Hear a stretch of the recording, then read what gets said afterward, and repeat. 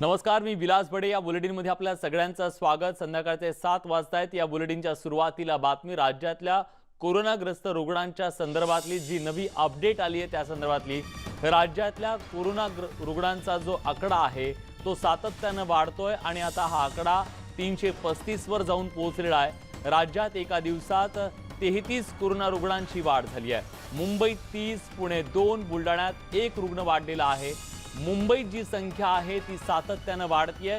इतर शहरांमध्ये मात्र इतका मोठा फैलाव सध्या तरी दिसत नाहीये.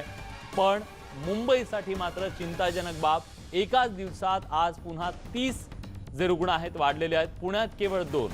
विवेक कुलकर्णी आपले प्रतिनिधी आपल्या सोबत आहेत. विवेक, आकडेवारी जर बघितली 33 मधले 30 तर केवळ मुंबईतले, त्यामुळे मुंबई सध्या धोकादायक ठरतीये. मुंबईमधलं दाटीवाटीचा सगळे जे परिसर आहेत ते निश्चितपणे काळजी वाढवणारे आहेत. कारण आकडे देखील तेच सांगतायत. काल जो राज्यातला 302चा आकडा झालेला होता तो आता 335 पर्यंत येऊन पोहोचलेला आहे. आणि आज त्यात मुंबईचेच 33 जण आहेत. 2 जण हे पुण्याचे आहेत आणि एक रुग्ण बुलढाण्याचा आहे. त्यामुळे मुंबईमधला जो आकडा आहे तो निश्चितपणे चिंता वाढवणारा आहे. आपल्याला माहिती की मुंबईमध्ये जवळपास 146 ठिकाणी तो भाग सीलबंद करण्यात आलेला आहे. प्रिकॉशन घेण्यात येते. राज्य सरकार असेल किंवा मुंबई महानगरपालिकेचे कर्मचारी असतील, प्रशासक असतील त्यांच्याकडून. मात्र तरी देखील हा आकडा वाढताना निश्चितपणे दिसतोय. एक मात्र आपण आवर्जून सांगितलं पाहिजे विलास की निजामुद्दीन मधून जे कोणी दिल्लीहून महाराष्ट्रात परत होते त्यात या आकड्याचा अजून समावेश नाहीये. त्यातले कोणीही रुग्ण यामध्ये सापडलेले नाहीयेत. ही त्यातली एक दिलासाची बाब निश्चितपणे आहे. पण राज्य सरकार त्यांचा देखील पाठपुरावा करते आणि त्यातलं कोणी आहे का याचा देखील पाठपुरावा राज्य सरकार करतंय. पण निश्चितपणे मुंबईमध्ये हा आकडा आहे तो सातत्याने वाढताना दिसतोय. धन्यवाद विवेक, तुम्ही दिलेल्या सगळ्या सविस्तर माहितीबद्दल. यानंतर देशासह राज्याची चिंता वाढवणारी बातमी म्हणजे दिल्लीतील निजामुद्दीन इथल्या तबलिगी जमातीच्या मरकजमध्ये सहभागी झालेल्या तबलिगी जमातीच्या लोकांमध्ये कोरोनाची लागण झाल्याचं स्पष्ट झाल्यानंतर देशात एकच खळबळ उडाली आहे. मरकजमध्ये सहभागी झालेल्यांमुळे कोरोनाशी लढणाऱ्या देशासमोर एक नवं आव्हान उभं राहिलेलं आहे. आणि याचं कारण म्हणजे निजामुद्दीनच्या मरकजमध्ये सहभागी झालेल्या हजारो लोकांनी 5 लांब पल्ल्याच्या ट्रेननं प्रवास केल्याचं समोर आलंय. आता भारतीय रेल्वेनं या 5 एक्सप्रेस गाड्यातील प्रवाशांचा शोध घेण्याचं काम एका बाजूला सुरू असताना मरकजमध्ये लोक कशी गर्दी करून तिथं राहत होते.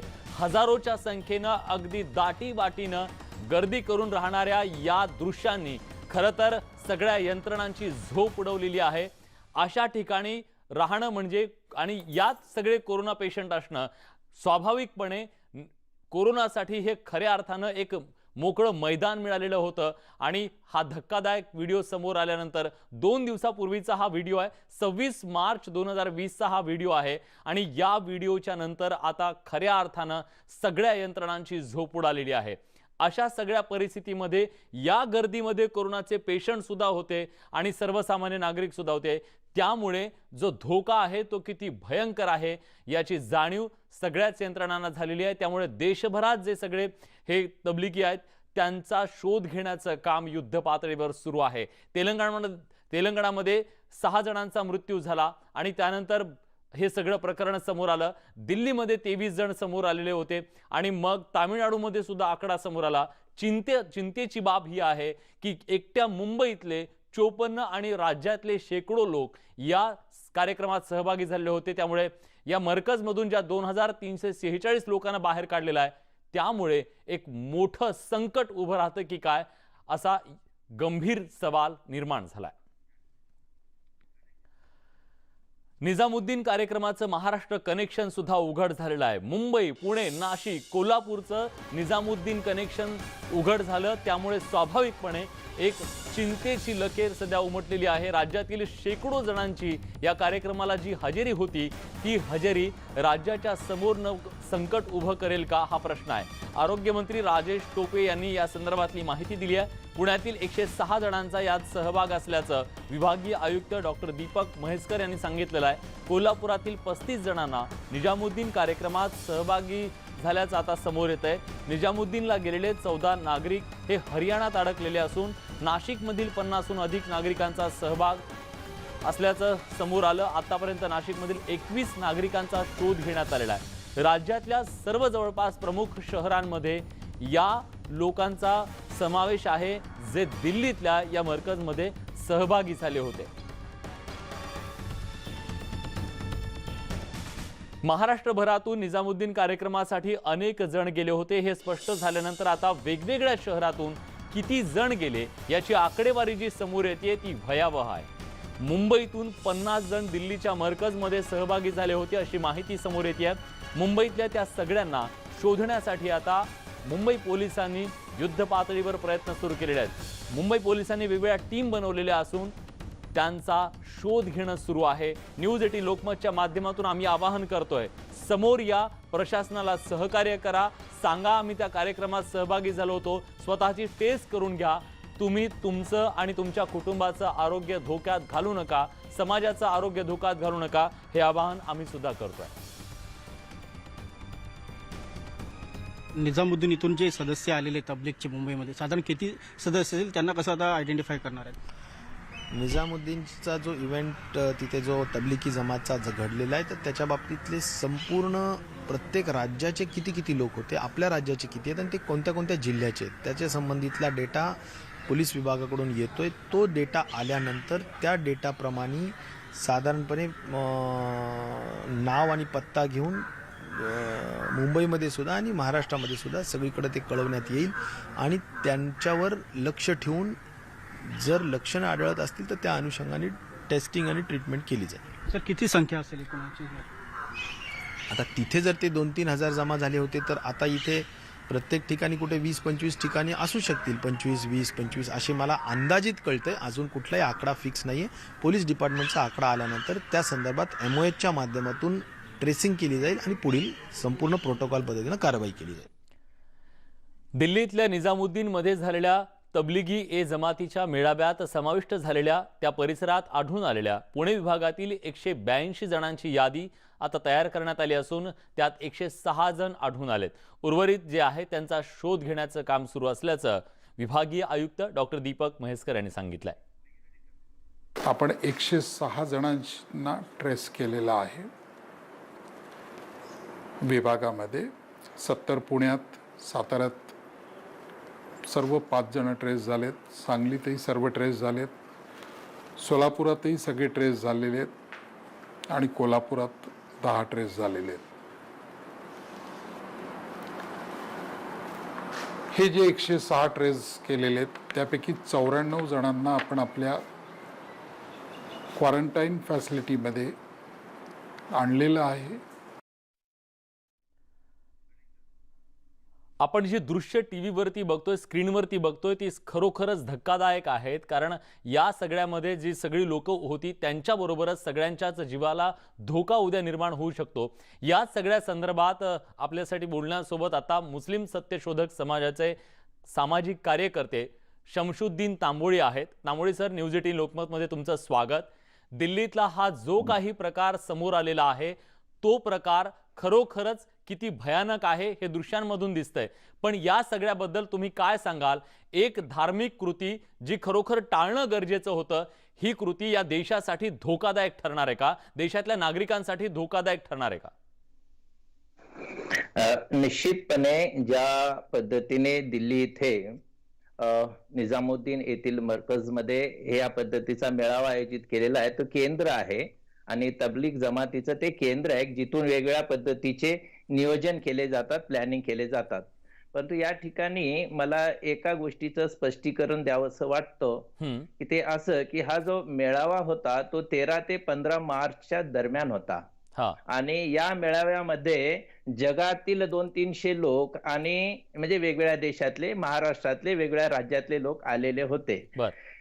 हे घोषित म्हणजे ते जमत असताना भारतामध्ये त्या पद्धतीची तीव्रता आणि गांभीर्य हे कोणाच्या लक्षात आलेलं नव्हतं आणि वार्षिक संमेलनाच्या स्वरूपामध्ये ते एक संमेलन तबलीग जमातीने, तबलीगचा अर्थ होतो ईश्वराचा संदेश देण्याचा, प्रसार करणे आणि जमात म्हणजे समूह, या पद्धतीने या समूहाचा हेतू असा असतो की एकेश्वरवाद आहे किंवा इस्लामची शिकवण काय आहे, लोकांनी धर्मपारायण कशा पद्धतीने व्हायचं, नमाजी कशा, या पद्धतीचं काम करणारे हे 40-40 दिवस 4-4 महिने असं वेगवेगळ्या ठिकाणी जाऊन लोकांना प्रवृत्त करत असतात.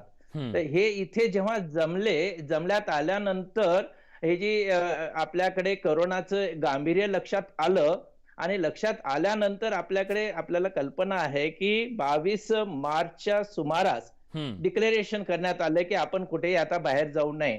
त्यावेळेस या लोकांची पंचायत झाली. त्यापूर्वीच बरेचसे लोक आपापल्या पद्धतीने आपापल्या गावी निघून गेलेले होते, वेगळ्या राज्यामध्ये निघून गेलेले होते आणि जे लोक आता अडकून पडलेले आहेत त्यांना आता परत पाठवायचं कसं हा एक प्रश्न त्यांच्या पुढे होता.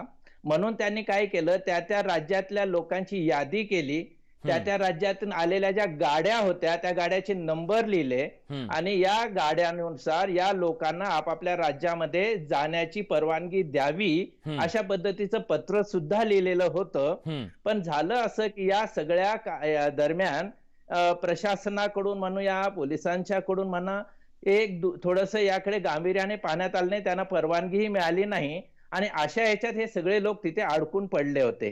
आणि जेव्हा 200-300 लोकांच्या मध्ये थोडेसे आजाराची लक्षणं जाणवायला लागली की शिंका यायला लागलेला आहे आणि हे प्राथमिक लक्षणं, म्हणजे हे सगळे घाबरले आणि मग हा विषय जरा गांभीर्याने घ्यावा लागला. तांबोळी सर, तुम्ही जी बाजू सांगताय त्याच्यापेक्षा वेगळी बाजू समोर येते. बाजू ही आहे की या सगळ्याबद्दल समोर येऊन सांगितलं गेलं नाही, ते लपवण्याचा प्रयत्न झाला असा थेट आरोप होतोय. आणि अशा पद्धतीनं खरं तर देशभरात लॉकडाऊन 24 तारखेनंतर झालं हे मान्य आहे, पण दिल्ली सरकार सातत्यानं सांगत होतं, त्याच्या आधी त्यांनी याच्याबद्दलच्या महत्वाच्या ज्या भूमिका जाहीर केलेली होती की आता यापुढे कुणीही जमायचं नाही, त्यांनी संचारबंदी लागू होऊ शकते किंवा त्याचं गांभीर्य कसं वाढत चाललंय हे तर ते आधीपासूनच सांगत होते.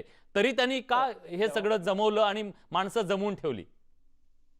या पाठीमागे जे अलीकडे म्हणजे त्यांना जेव्हा लक्षात आलं तेव्हापासूनच ते वेगवेगळ्या पद्धतीने त्या ठिकाणी प्रशासनाशी, पोलीस यंत्रणेशी संपर्क करून आता इथे जे लोक वेगळ्या राज्यातून आले त्यांना जाण्याची व्यवस्था करण्याच्या बद्दल मागणी करत होते. नंबर 1.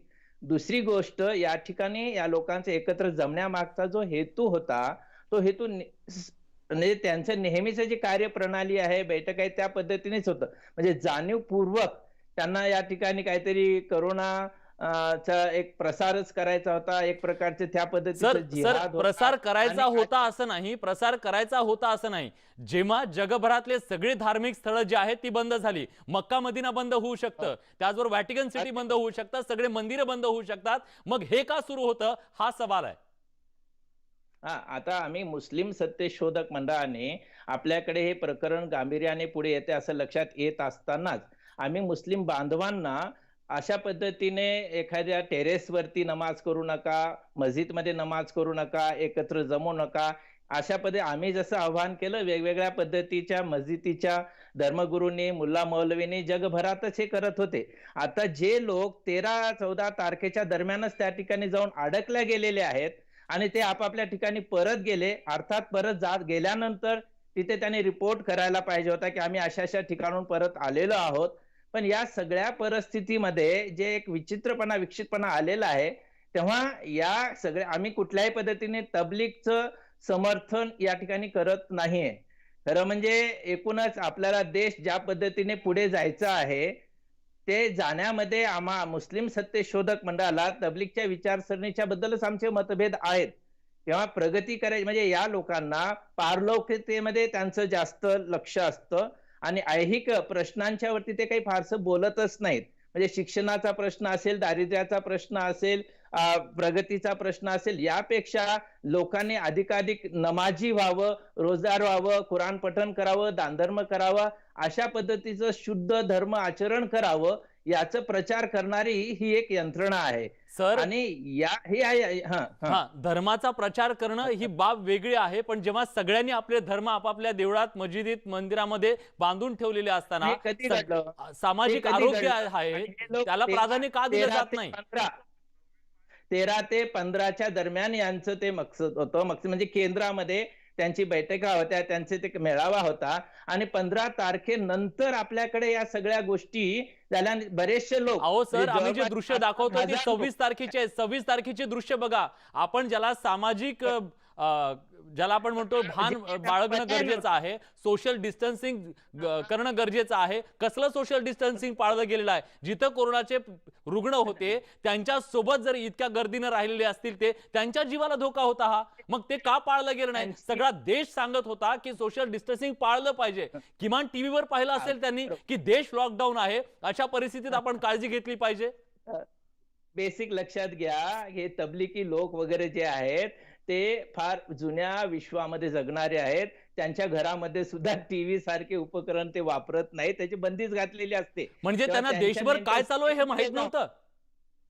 नाही, जेव्हा त्यांना माहिती झालं तेव्हा त्यांच्या हालचाली सुद्धा सुरू झाल्या. आणि त्यातला जो प्रमुख मौलाना आता आहे तो आता कुठेतरी लपून हे झालेले आहे, ते सापडत सुद्धा नाहीये की मग ज्याच्यावरती लपून आपल्याला बसण्याची वेळ का आली? रोज लपून बसण्याची वेळ का आली?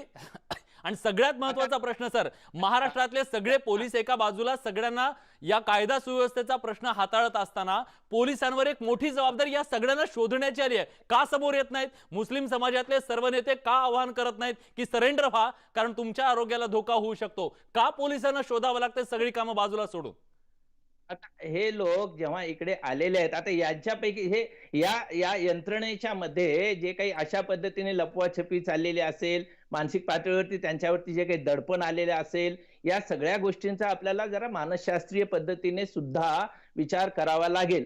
कारण जर त्या लोकांनी पुन्हा पुन्हा मागणी केलेली असेल की आम्हाला इथून बाहेर पडण्याची परवानगी द्या, आणि मागणी सुद्धा ती पूर्ण करण्यात आलेली नव्हती, याच्या संदर्भातले पूर्ण डॉक्युमेंटेशन त्यांच्याकडे आहे. आम्ही कुठल्याही पद्धतीने तबलीग जमातीचं समर्थन करत नाही. सर मी मुद्दा तोच मांडतोय. जी लोक बाहेर आली, समाजामध्ये मिसळली, त्या लोकांनी आज समोर यावं असं आवाहन करता कोण अडवलेलं आहे? त्यांना जेल होणार नाहीये, त्यांना कुठल्याही प्रकारची शिक्षा नाही, त्यांना केवळ क्वारंटाईन मध्ये ठेवलं जाईल. पण आज हेच लोक समाजासाठी धोका ठरतायत, त्यांनी समोर यायला का नको? का ते पळतायत, का लपून बसतायत, हा सवाल आहे. हा, बरोबर आहे. या लोकांनी जे कोणी बाहेरून आल्या त्या पद्धतीने सुद्धा आपल्याकडे अपील करण्यात आलेलं होतं. परदेशातून कोणी आलेला असेल किंवा हे लोक आता जे आलेली आहेत ना, त्याला एक आठवडा पण झालेला आहे की त्या काळामध्ये त्यांनी हे सगळं सांगितलं नाही. पण जेव्हा आज गरज झालेली आहे, मला वाटतं जवळपास 90-95% लोक याच्यामध्ये ट्रेस झालेले आहेत. अर्थात हे ट्रेस करावं लागलेलं आहे, शोधून काढावं लागलेलं आहे. त्यांनी येणं ते चुकीचं आहे, ते होता कामा नये.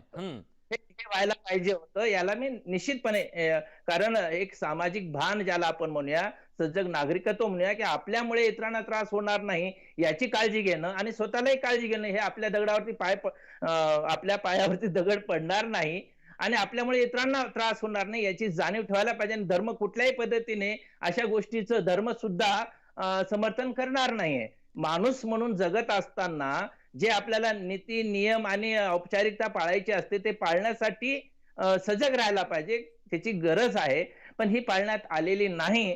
त्यामुळे दिल्ली ठिकाणी सुद्धा अनेक लोकांच्यावरती आपण आरोपपत्र दाखल केलेले आहेत, FIR केलेलं आहे. आता ह्याच्यामध्ये शोध घेण्यात येईल, त्यांची ते बाजू मांडण्यात येतील. पण मला हे म्हणायचं की या निमित्ताने कुठल्याही पद्धतीने धार्मिक ध्रुवीकरणाचा मुद्दा पुढे आणता कामा नये.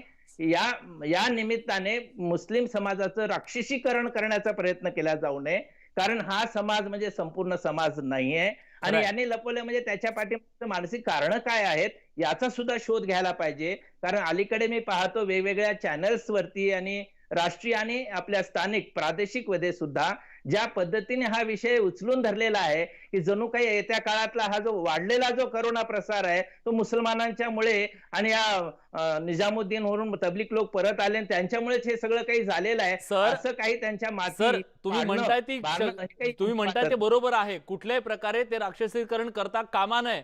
पण जर कुणाच्या सामाजिक चुकीमुळे सामाजिक गुन्हा कोणी केला असेल आणि त्यांच्या चुकीमुळे आज 100 जर कोरोनाग्रस्त सापडत असतील त्याच्याबद्दल बोललंच पाहिजे आणि त्याच्यावर बोट ठेवलंच पाहिजे, अशी आमची भूमिका आहे.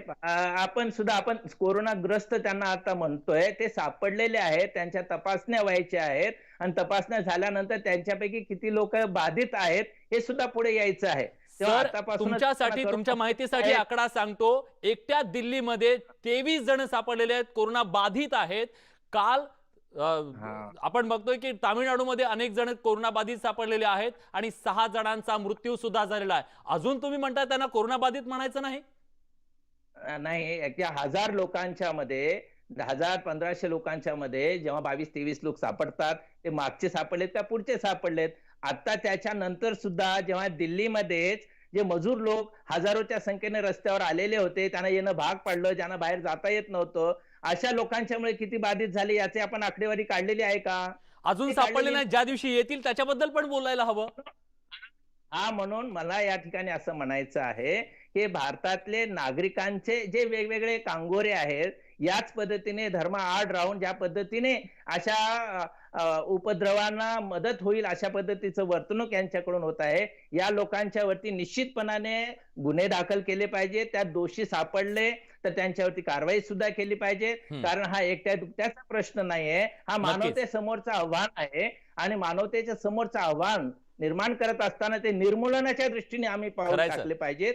याबद्दल हे तबलीग जमात जी आहे त्यांची एकूणच बघा, मला या ठिकाणी तुम्ही परवानगी दिली तर सांगायला आवडेल ते हा. हे की आता या परिस्थितीमध्ये तुमची पारलौकिकता, तुमचं धार्मिकता आणि बाकी सर्व बाजूला ठेवून खरंय. तुम्हाला विवेकाने वागावं लागेल, विज्ञानवाद समोर ठेवावा लागेल.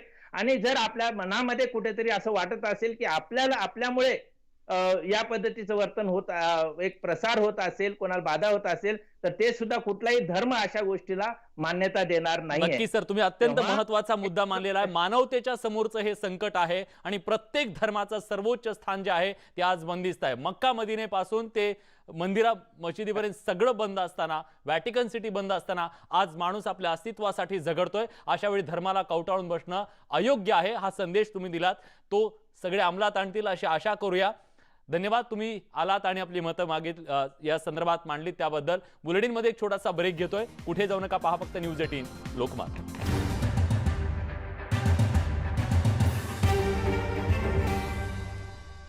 ब्रेकनंतर तुमचं पुन्हा एकदा स्वागत. राज्य आणि केंद्र असा नवा वाद या संकटाच्या काळात निर्माण होतोय की काय अशी शक्यता निर्माण झाली आहे. कारण मंत्री आता एकमेकांवर आरोप प्रत्यारोप करू लागलेत. आधी राज्य सरकारचं धान्य खरेदी करा, मग केंद्राचं मिळेल असं अन्न पुरवठा मंत्री छगन भुजबळ यांनी सांगितलेलं आहे.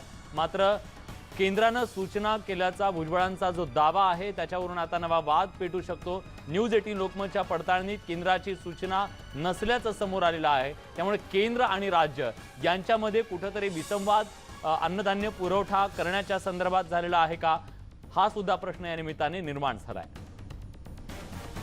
या बातम्यांसोबत बुलेटिनमध्ये आपण इथेच थांबतोय. ताज्या घडामोडींसाठी बघत रहा न्यूज 18 लोकमत. पण तुम्ही घरात बसा, सुरक्षित रहा.